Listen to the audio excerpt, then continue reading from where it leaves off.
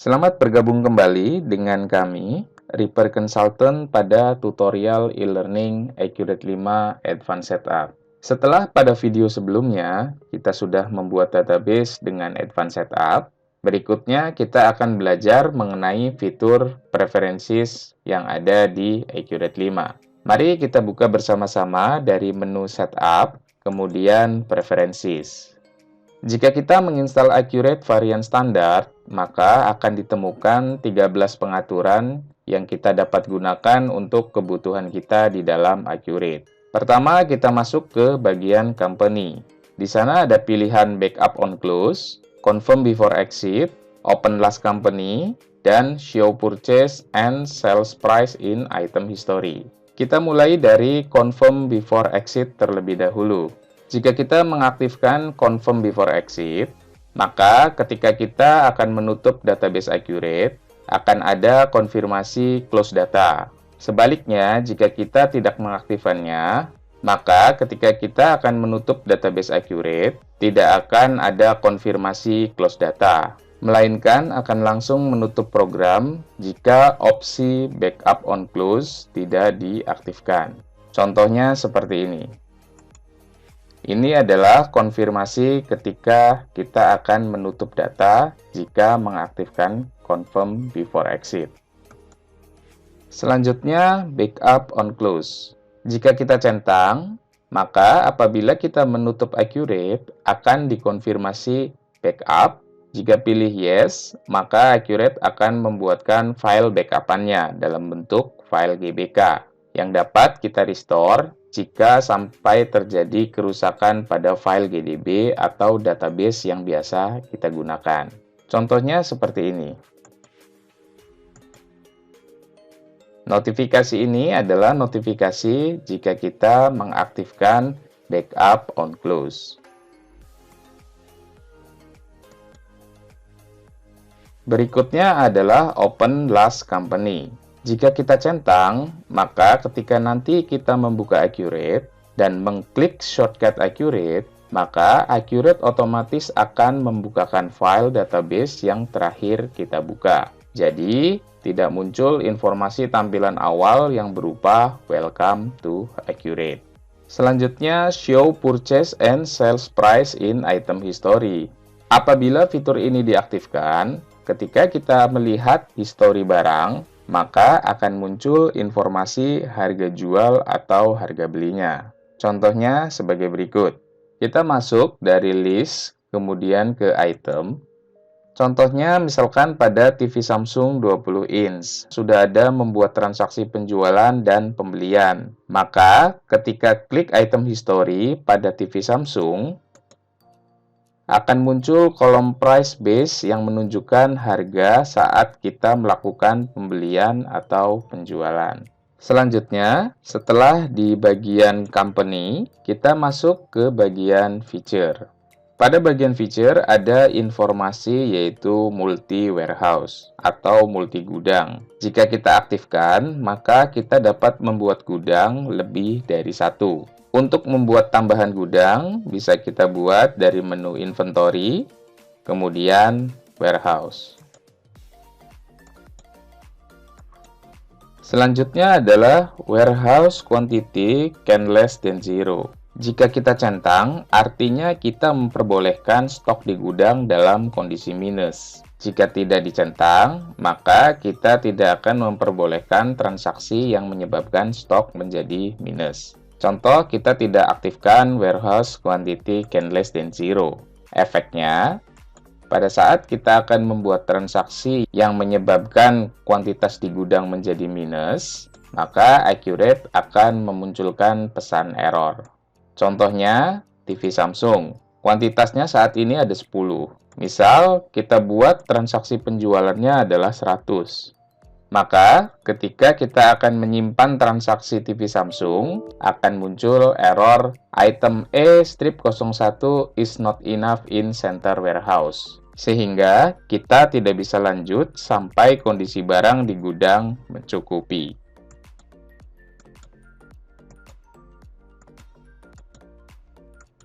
Berikutnya adalah multi-unit atau multi-satuan. Ini berfungsi jika kita menerapkan multisatuan terhadap barang yang kita miliki. Contoh, misalkan kita punya satuan pieces, lusin, atau yang lainnya. Accurate 5 hanya bisa membuat sampai kedalaman 3 kedalaman dan digit nama satuan sebanyak 3 digit. Sebagai contoh, misalkan kita buka item TV Samsung. Lalu kita akan coba menerapkan multisatuan pada item ini. Maka kita klik pada bagian unit, lalu kita masukkan pada unit 2 yaitu lusin dengan konversinya misalkan 12 pieces. Contoh transaksinya, jika kita membuat transaksi penjualan misalkan dengan memilih item TV Samsung, maka di sini ada pilihan untuk unit yang akan kita gunakan. Jika kita memilih lusin, maka ketika transaksi penjualan ini kita simpan, yang keluar dari histori barang adalah 12 pieces. Itulah cara menggunakan multi-unit.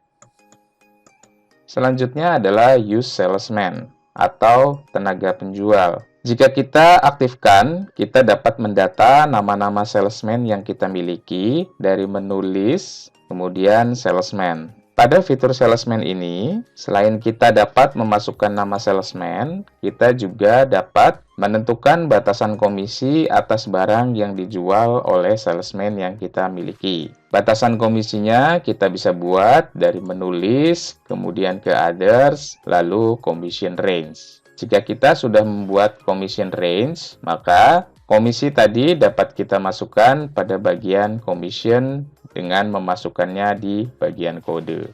Contoh pengaplikasiannya yaitu pada saat kita membuat sales invoice, di sini kita dapat memasukkan informasi salesman pada field salesman. Fitur yang berikutnya adalah can edit invoice number. Jika kita mencentang, maka kita dapat mengubah nomor invoice. Tapi jika kita tidak mencentang, maka pada saat kita membuat sales invoice atau transaksi lainnya, maka kita tidak dapat mengedit nomor invoice yang akan kita buat. Akan muncul pesan error yaitu cannot edit form or invoice number. Contact your administrator. Selanjutnya adalah warehouse per item atau WPI. Saat kita tidak aktifkan WPI, maka tampilan warehouse ada di bagian atas. Dan nama warehouse yang dipilih ini nantinya akan berlaku ke semua barang yang dijual. Sehingga jika gudangnya berbeda-beda, maka akan menjadi sulit karena harus dibuat di faktur yang berbeda. Contohnya seperti ini. Jika kita tidak mengaktifkan warehouse per item, maka tampilan gudang ada di bagian atas, sehingga semua item yang ada di sini nantinya akan merujuk ke gudang yang kita pilih di sini. Tetapi, jika kita mengaktifkan warehouse per item, maka ketika kita membuat transaksi, informasi warehouse ada di baris barang. Sehingga, jika kita memiliki item yang berbeda-beda gudang, kita bisa membuatkan dalam satu form transaksi. Selanjutnya adalah Control Quantity Measurement. Fitur ini biasanya digunakan jika kita memiliki kondisi yang tidak selalu tetap dalam rasio barang. Sebagai contoh, kita memiliki barang berupa kain, di mana kain ini satuan jual dan belinya adalah meter. Tetapi barang ini juga punya satuan fisiknya ketika diterima atau dijual berupa gulungan. Fungsi control quantity measurement ini untuk mengontrol kuantitas gulungan tadi. Ilustrasinya sebagai berikut. Misalkan kita ada membeli kain dari pemasok kita. Contohnya kita membeli adalah 500 meter. 500 meter ini ternyata terdiri dari 5 gulungan.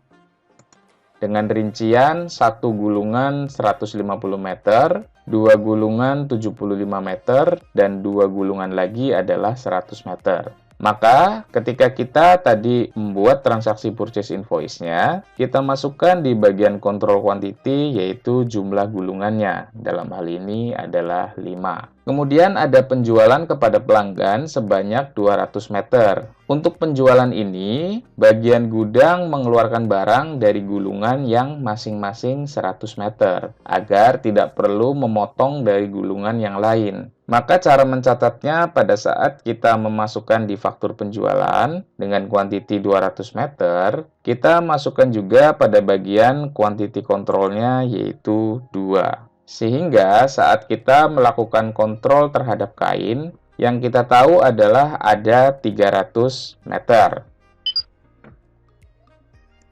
Di sini terlihat kain 300 meter. Tetapi ada informasi di control quantity bahwa jumlah gulungannya adalah 3, yang terdiri dari satu gulungan 150 meter dan 2 lagi dari yang 75 meter. Itulah tujuan penggunaan dari control quantity measurement. Selanjutnya adalah audit trail. Di sana ada transaction log dan recalculating cost log. Jika kita aktifkan, maka setiap ada membuat transaksi akan tercatat di log audit. Kita bisa lihat dari menu report, kemudian index to report, lalu masuk pada bagian audit report. Jika kita buka audit trail summary atau audit trail detail, maka akan muncul informasi mengenai log audit dari transaksi yang sudah kita buat. Berikutnya adalah currency default account. Berfungsi agar saat terjadi transaksi di modul penjualan,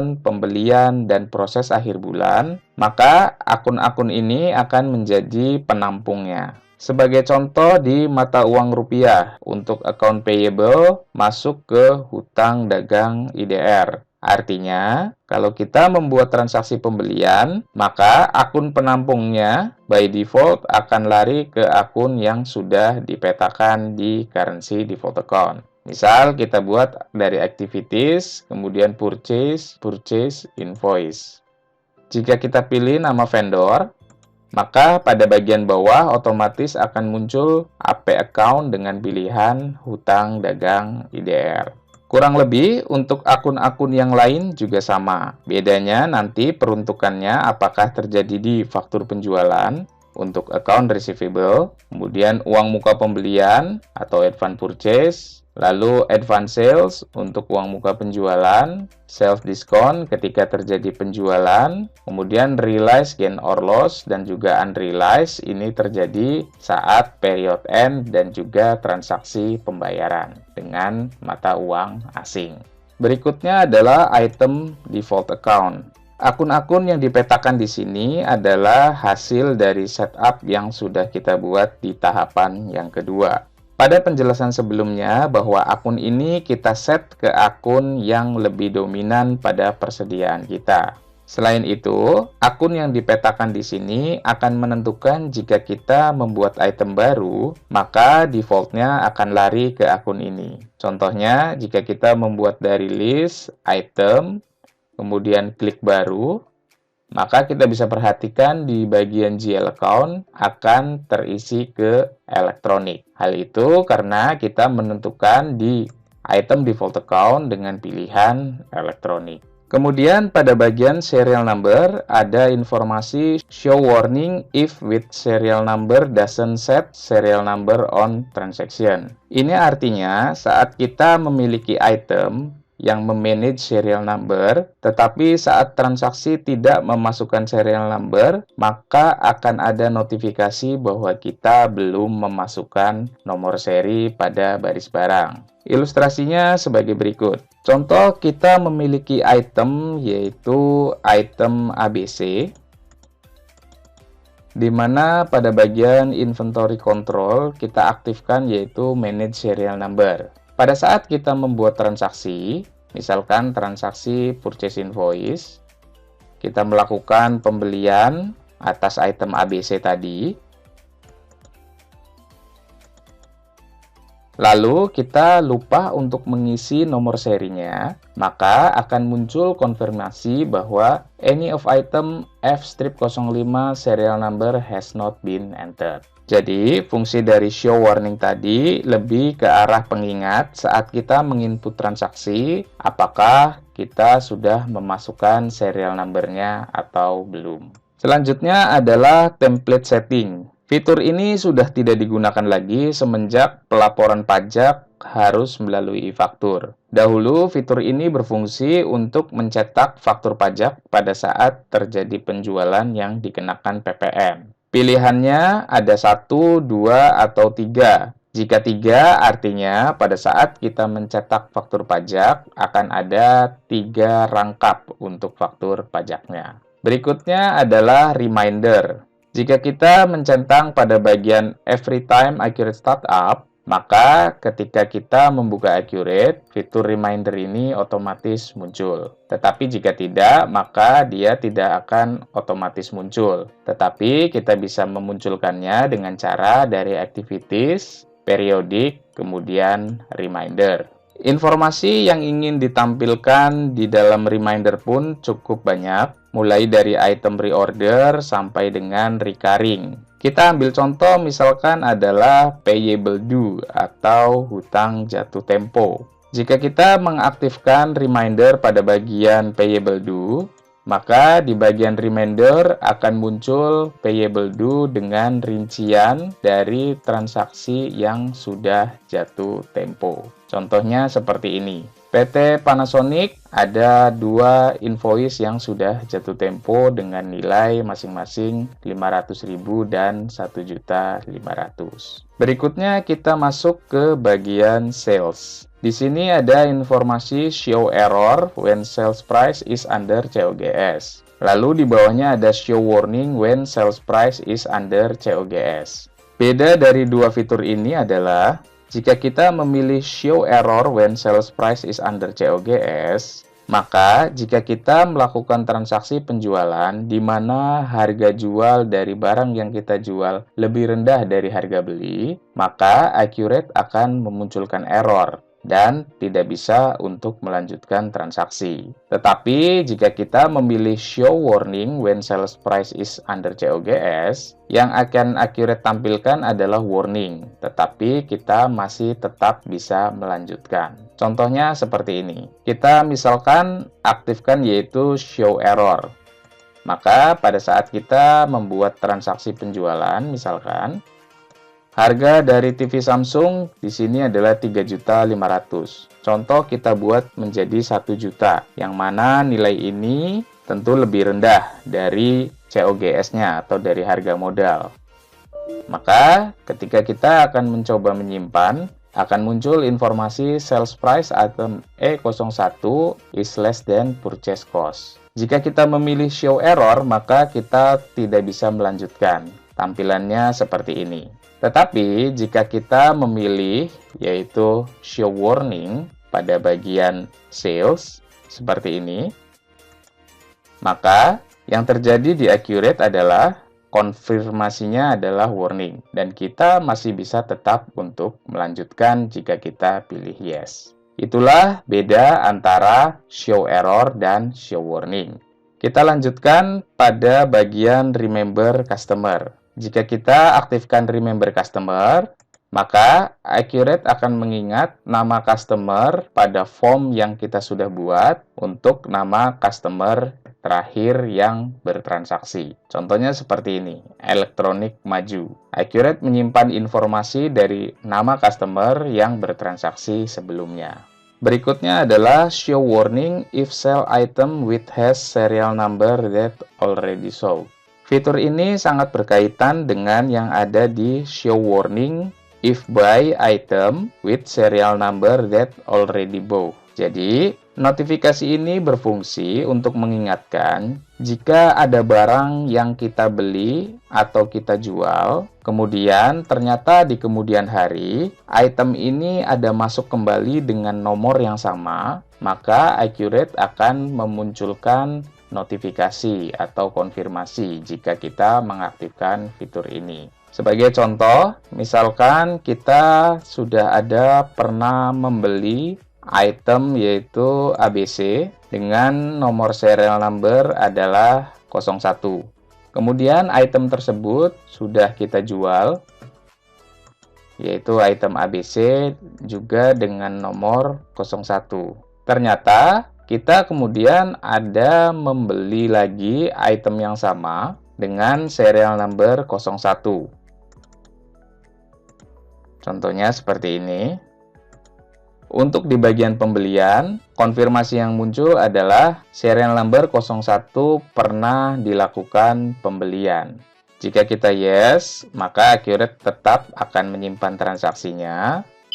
Dan jika kita melakukan penjualan dengan item ABC, lalu serial number kita isi 01, maka ketika kita klik add, muncul bahwa serial number 01 has sold before. Jadi, fungsi fitur tadi adalah untuk memunculkan konfirmasi seperti ini.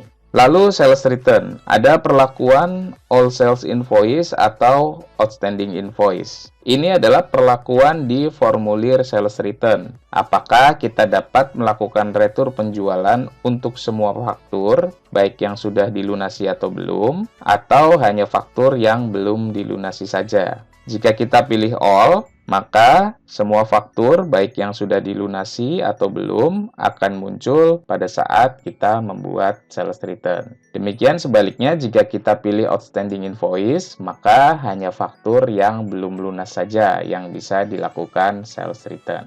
Berikutnya adalah can enter any item in sales return. Jika diaktifkan, kita dapat melakukan retur penjualan dengan barang yang tidak berada di faktur yang akan diretur. Sedangkan jika tidak diaktifkan, maka hanya akan meretur barang yang ada di faktur penjualan yang kita buatkan retur. Contohnya seperti ini. Kita misalkan tidak aktifkan.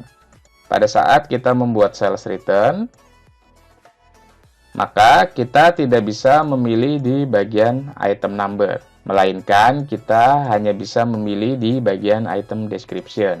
Ini menunjukkan bahwa hanya item yang ada di faktur ini saja yang bisa dilakukan retur. Jika kita mengaktifkan can enter any item, maka kita bisa memilih nama barang dari kolom item number. Itulah perbedaan jika kita mengaktifkan can enter any item atau tidak.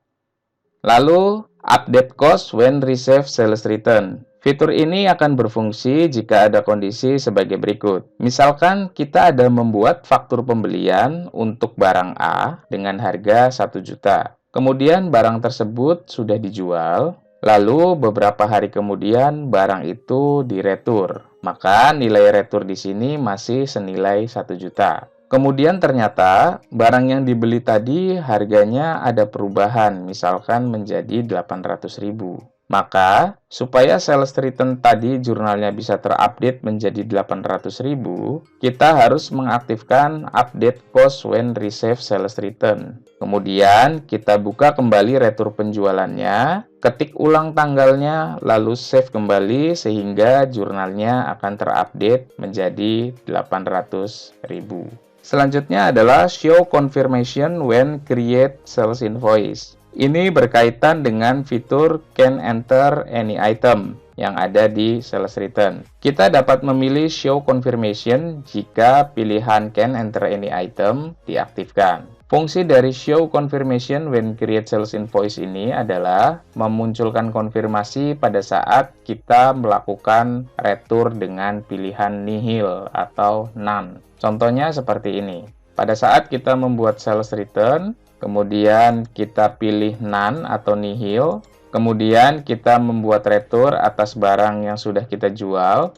Misalkan item yang kita retur adalah 1, kemudian kita save, maka akan muncul informasi seperti ini. Sales invoice number SR-1001 has been created. Inilah konfirmasi yang muncul jika kita mengaktifkan di bagian show confirmation when create sales invoice. Berikutnya adalah sales receipt, yaitu ada pilihan show warning when overpay. Jika kita aktifkan, maka saat kita membuat transaksi penerimaan penjualan, lalu nilainya dibayar lebih, contohnya misalkan faktur E-01 dibayar dengan nilai misalkan adalah 1.500.000, di mana nilai ini akan menyebabkan overpay. Jika kita klik Save and Close, maka akan muncul konfirmasi bahwa check has overpay. Itulah fungsi dari fitur Show Overpay pada bagian Sales. Demikianlah sebagian penjelasan mengenai preferences di Accurate 5. Pada video selanjutnya kita akan lanjutkan penjelasan preferences di bagian Purchase sampai dengan Skin Option.